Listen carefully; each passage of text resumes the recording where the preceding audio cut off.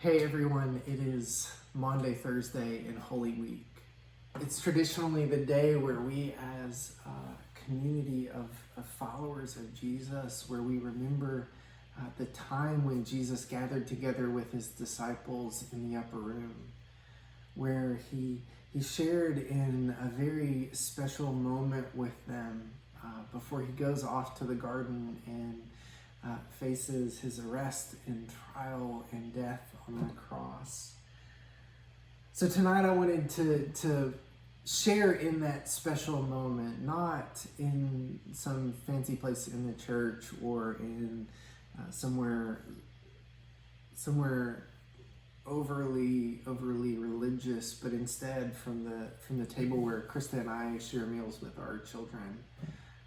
From the table where we gather around as a family and just share in food with one another and in that time with each other. And I wanted to read a bit of that story.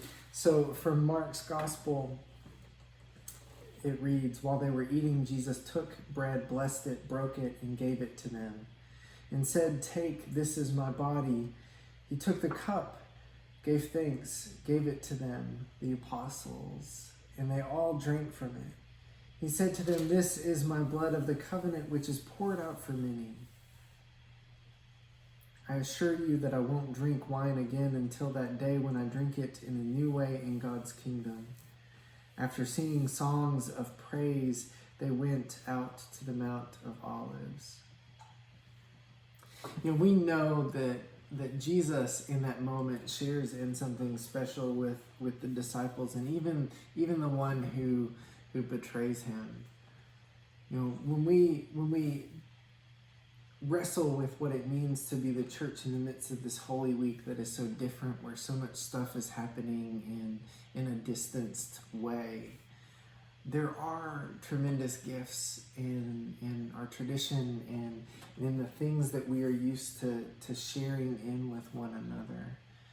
When we talk about the Lord's Supper and what beautiful gift it is that Jesus shares in this moment with his disciples, not in some ornate ceremony, but instead at a meal with beloved friends, with people that he is close to. It gives us a beautiful space to see the grace of God active and working in some of the ways that we may think are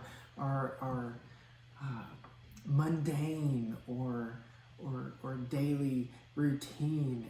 And right now, in this moment that we are in, where so much that usually is mundane may seem anything but mundane or usual routine, it is an opportunity for us to reflect on them and how we can see the grace of God moving in them. So as we sit with Christ in that moment, offering something that in our tradition connects us not only to Jesus and the disciples, but to one another in a powerful way.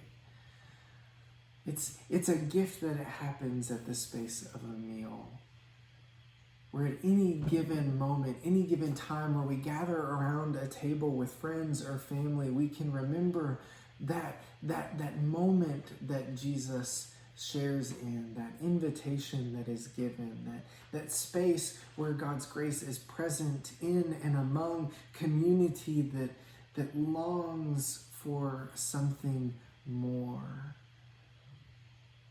Wherever you may be this evening, wherever you may be over the next couple of days as we draw closer and closer to Easter, I pray that you will find the grace of God, even in the midst of the mundane, even at something as simple as a meal with family or loved ones. Maybe it's even if you are alone in this season and you don't have family that live with you. Maybe it's even in the gift of just knowing that there are people a phone call away. Maybe it's in the gift of thankfulness for the food that you have, or maybe it's just thankfulness in the faithfulness of God.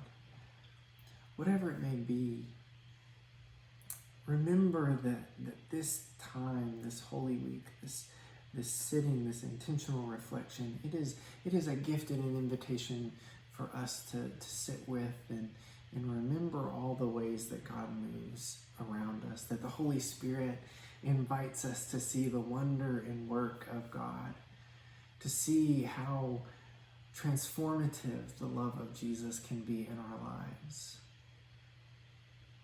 May you be blessed this evening. May you share in a time of joy and reflection with your family. Mark's Gospel, I commend to you Mark's Gospel for a great reading of this particular story. I'm praying for you.